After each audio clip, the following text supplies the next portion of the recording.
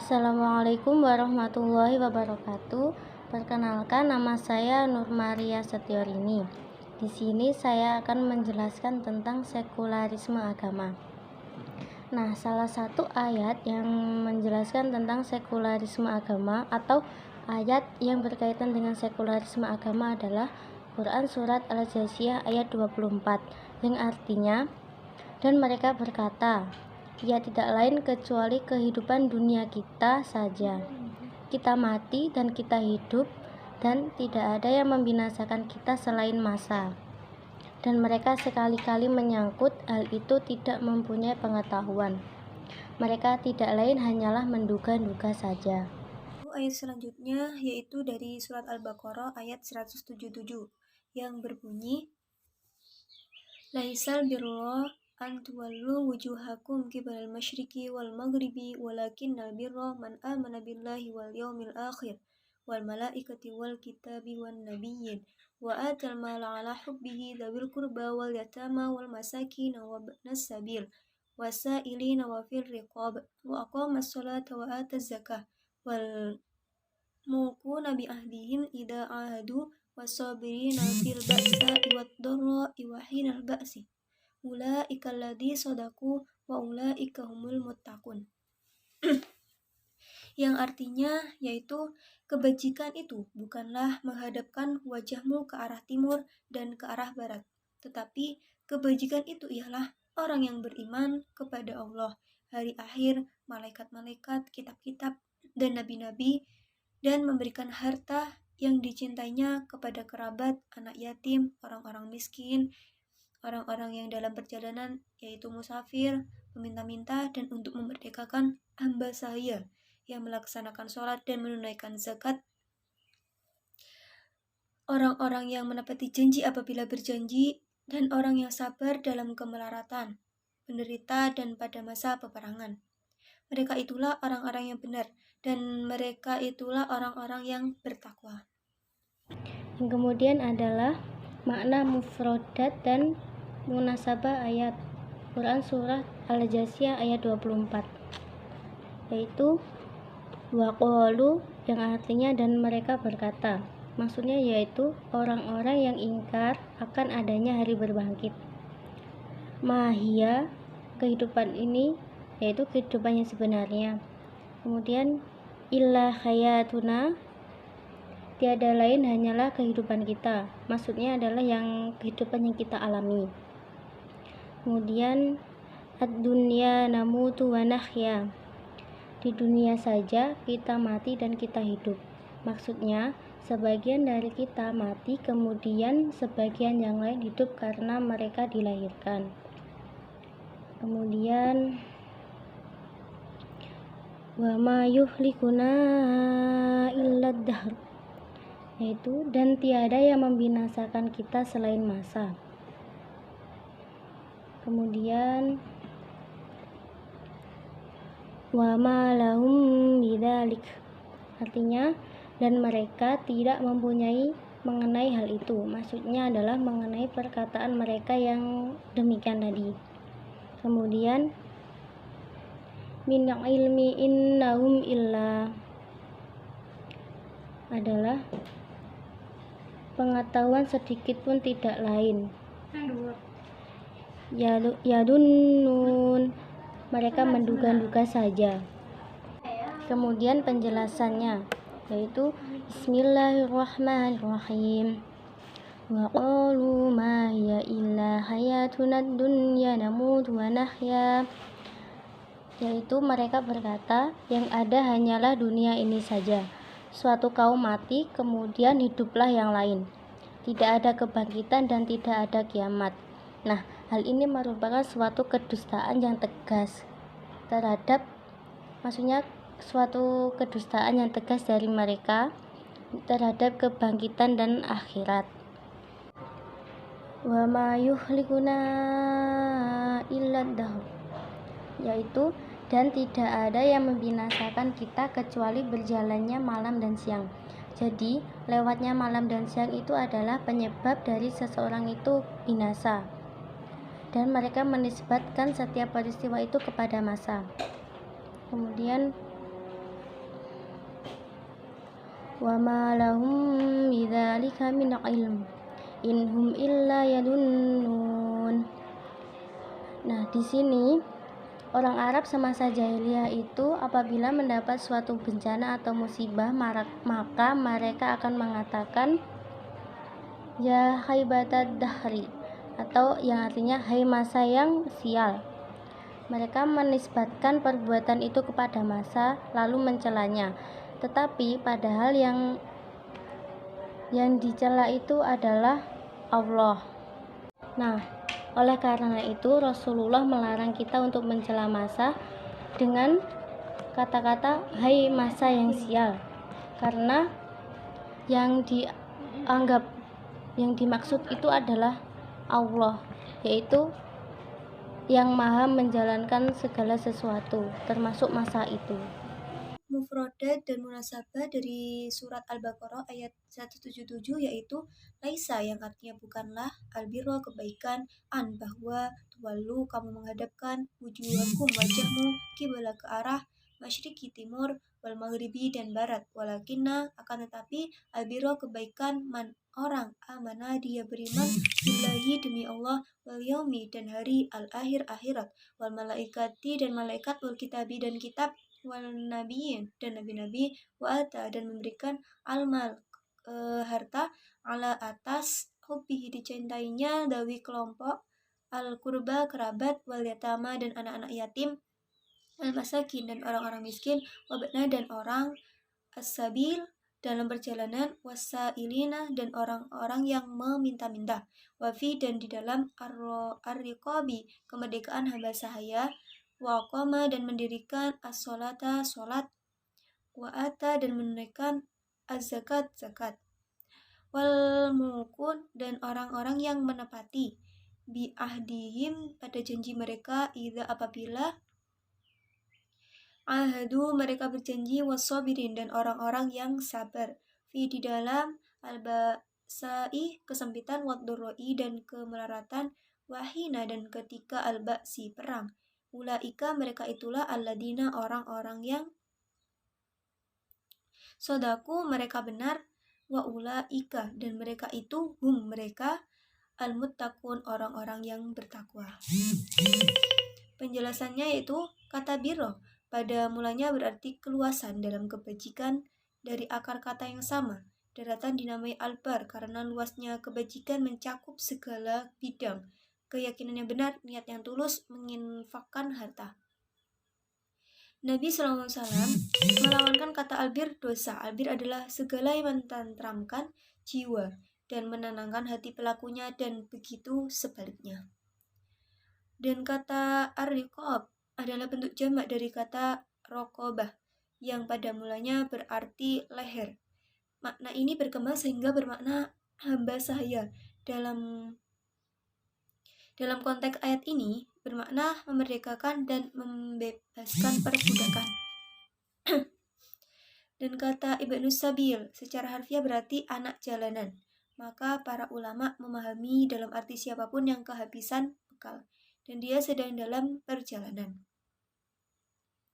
Ayat ini bukan saja ditujukan kepada umat Yahudi dan Nasrani, tetapi mencakup juga semua umat yang menganut agama-agama yang diturunkan dari langit, termasuk umat Islam. Pada ayat 177 ini, Allah menjelaskan kepada semua umat manusia bahwa kebaktian itu bukanlah sekedar menghadapkan muka kepada suatu arah yang tertentu, baik ke arah timur maupun ke arah barat. Tetapi kebaktian yang sebenarnya ialah beriman kepada Allah dengan sesungguhnya. Iman yang bersemayam di lubuk hati yang dapat menenangkan jiwa, yang dapat menunjukkan kebenaran dan mencegah diri dari segala macam dorongan, hawa nafsu, dan kejahatan. Pembahasan ketiga yaitu mengenai tafsiran Quran Surat Al-Jasiyah ayat 24. Dalam tafsir Al-Misbah dijelaskan ayat Quran Surat Al-Jasiyah ayat 24 bagaikan menyatakan, dan di samping itu juga mereka berkata, ya yakin kehidupan ini tidak lain kecuali kehidupan dunia kita saja. Tidak ada kehidupan akhirat. Sebagian kita umat manusia mati dan sebagian lain di antara kita hidup. yakni lahir, dan tidak ada yang membinasakan kita selain perjalanan masa yang sedemikian panjang. Dia terus-menerus datang secara berkesinambung dan kita pun sebagai manusia silih berganti lahir dan mati. Kematian bukanlah perpindahan dari satu tempat ke tempat lain. Demikian ucapan dan kepercayaan mereka, dan yakni padahal mereka sekali-kali menyangkut hal yakni ucapan dan kepercayaan mereka. Ucapan dan kepercayaan mereka itu tidak mempunyai pengetahuan sedikit pun, apalagi banyak. Mereka tidak lain hanyalah terus-menerus menduga-duga dan mengira-ngira saja, karena melihat manusia dari saat ke saat melemah lalu meninggalkan pentas bumi ini tanpa kembali. Allah sendiri telah mengunci mati pendengaran dan hati mereka dan memasang tutup pada penglihatan mereka. Mereka mengingkari kebangkitan, bahkan mengatakan, yang ada hanyalah kehidupan kita di dunia ini saja, kita mati dan kita hidup, dan tidak ada yang membinasakan kita selain masa. Oleh karena itu, Allah mengutus Rasul-Nya untuk memberikan jawaban kepada mereka, bahwa Allah lah yang menghidupkan mereka atau bapak-bapak mereka, kemudian mematikannya, dan kemudian akan mengumpulkan mereka pada hari yang tidak diragukan lagi. Maksudnya adalah mengumpulkan mereka pada hari kiamat nanti. Tapi manusia itu, kebanyakan dari manusia tidak mengetahui hal-hal tersebut. Tafsiran dari Quran Surat Al-Baqarah ayat 177, yaitu tafsir Jalalain. Kebaktian itu bukanlah dengan menghadapkan wajahmu dalam sholat ke arah timur dan barat. Ayat ini turun untuk menolak anggapan orang-orang Yahudi dan Kristen yang menyangka demikian. Tetapi orang yang berbakti itu ada yang membaca Al-Bar dengan babaris di atas. Artinya, orang yang berbakti ialah orang yang beriman kepada Allah, hari akhir, malaikat-malaikat, kitab, maksudnya kitab-kitab suci dan nabi-nabi, serta memberikan harta atas, artinya harta yang dicintainya, kepada kaum kerabat atau famili, anak-anak yatim, orang-orang miskin, orang yang dalam perjalanan, yaitu musafir. Orang-orang yang meminta-minta atau pengemis dan pada memperdagangkan budak, yakni yang telah dijanjikan akan dibebaskan dengan membayar sejumlah tebusan. Begitu juga para tawanan, serta mendirikan sholat dan membayar zakat yang wajib dan sebelum mencapai nisabnya secara tatawu atau sukarela. Orang yang menepati janji bila mereka berjanji itu baik kepada Allah atau kepada manusia. Orang-orang yang sabar baris di atas sebagai pujian dalam kesempitan, yakni kemiskinan yang sangat penderitaan, misalnya karena sakit dan sewaktu perang, yakni ketika berkecamuknya perang di jalan Allah. Mereka itulah yakni yang disebut di atas orang-orang yang benar dalam keimanan dan mengakui kebaktian. Dan mereka itulah orang-orang yang bertakwa kepada Allah. Lalu tafsir Quraisy Shihab, yaitu sering dan banyak sekali manusia berbicara tentang kiblat, seolah-olah kiblat itu sebagai satu-satunya kebaikan, padahal tidak demikian. Sekadar menghadapkan muka ke barat atau ke timur bukanlah merupakan pokok persoalan keagamaan atau kebajikan. Sumber kebajikan itu bermacam-macam. Sebagian merupakan pokok-pokok kepercayaan, akidah, dan sebagian lagi induk kebajikan dan ibadah, termasuk dalam kategori pertama, beriman kepada Allah. Lalu pada hari kebangkitan, hari pengumpulan seluruh makhluk, dan hari pembalasan, dan beriman pada malaikat, pada kitab-kitab suci yang diturunkan kepada para nabi, dan beriman pada para nabi itu sendiri. Kedua, menafkahkan harta secara sukarela atau para fakir dari kerabat terdekat, anak-anak yatim, dan bagi siapa yang sangat membutuhkan, juga para musafir yang kehabisan sebelum sampai di tempat tujuan, para peminta-minta dan mengeluarkan harta demi memerdekakan budak. Ketiga, menjaga dan memelihara sembahyang. Yang keempat, menunaikan kewajiban zakat. Kelima, menempati janji pada diri sendiri dan hak milik.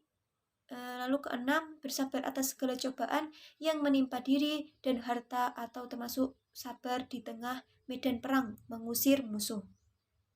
Orang-orang yang menyatukan dalam diri mereka pokok-pokok kepercayaan akidah dengan kebajikan, mereka adalah orang-orang yang benar-benar beriman. Mereka itulah yang membentengi diri dari kufur dan moral yang rendah. Nah, pembahasan selanjutnya adalah pengertian dari sekularisme agama.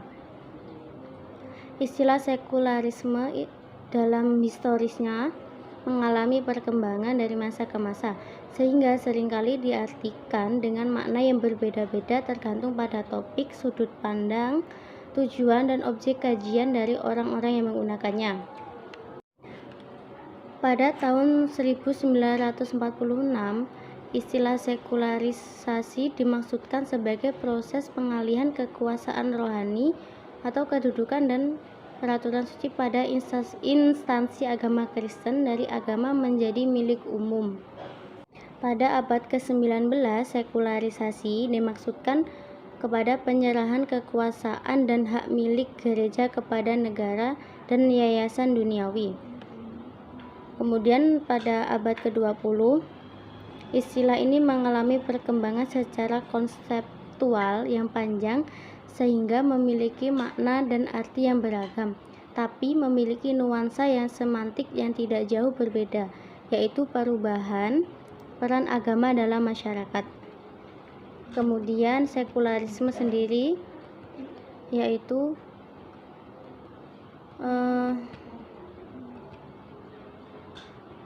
perluasan. Pada awalnya sekularisme adalah perluasan kebebasan berpikir dalam bidang etika. Hal ini jelas bahwa sekularisme tidak lain merupakan suatu sistem etika, yaitu sistem yang menyodorkan mengenai prinsip-prinsip kehidupan tentang apa, tentang bagaimana, dan harus kemana manusia hidup atau bagaimana seharusnya manusia itu bertindak dalam kehidupan sehari-hari. Penjelasan sekularisme selanjutnya datang dari Wilson, yang mengartikan sekularisme adalah sebagai suasana yang menunjukkan adanya rasional prosedur, teknologi, and absence of the sacred. Dan dapat disimpulkan bahwa sekularisme itu mengandung unsur meragukan Tuhan dan agama di dunia dalam arti luas. Ataupun secara sederhana bisa diartikan Tuhan dan agama itu belum secara tegas ditolak ataupun diterima. Hanya saja secara eksplisit memiliki kecenderungan adanya ateisme dalam sekularisme. Pembahasan selanjutnya yaitu mengenai korelasi ayat dengan sekularisme. Korelasi Quran Surat Al-Jathiyah ayat 24 dengan sekularisme adalah dalam Quran Surat Al-Jathiyah ayat 24 memiliki hubungan dengan sekularisme agama. Sekularisme agama sendiri itu berhubungan dengan prinsip kehidupan agar kehidupan manusia itu bermanfaat. Sekularisme bertujuan untuk memisahkan antara hubungan agama dengan negara. Nah, hal ini kita juga tidak boleh mencela sesuatu dari ajaran Allah, baik dengan ucapan maupun dengan perbuatan.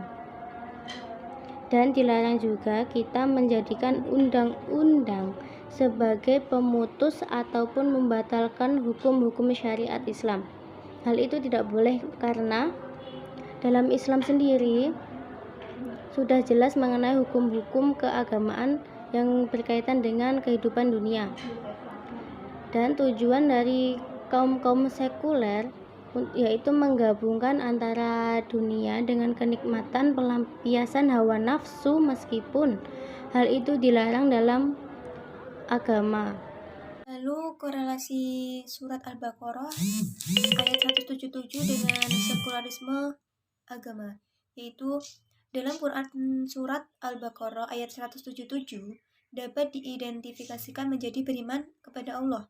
Hari kemudian, para malaikat, kitab-kitab, para nabi, mendirikan sholat, dan menunaikan zakat sebagai wujud hablum minallah. Dan hubungan kepada manusia seperti memberikan sebagian harta kepada orang yang tidak mampu, anak-anak yatim, orang-orang miskin, musafir, dan sebagainya.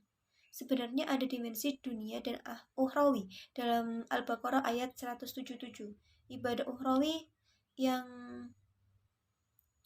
dilakukan juga berimplikasi kepada kehidupan dunia. Ibadah juga dilakukan untuk membentuk moral, tidak hanya untuk mencari pahala. Tujuan politik dapat dicapai secara hakiki daripada pencapaian yang hanya berekspresi dalam simbol-simbol formal. Mungkin itu saja presentasi dari kami, kurang lebihnya kami mohon maaf dan terima kasih.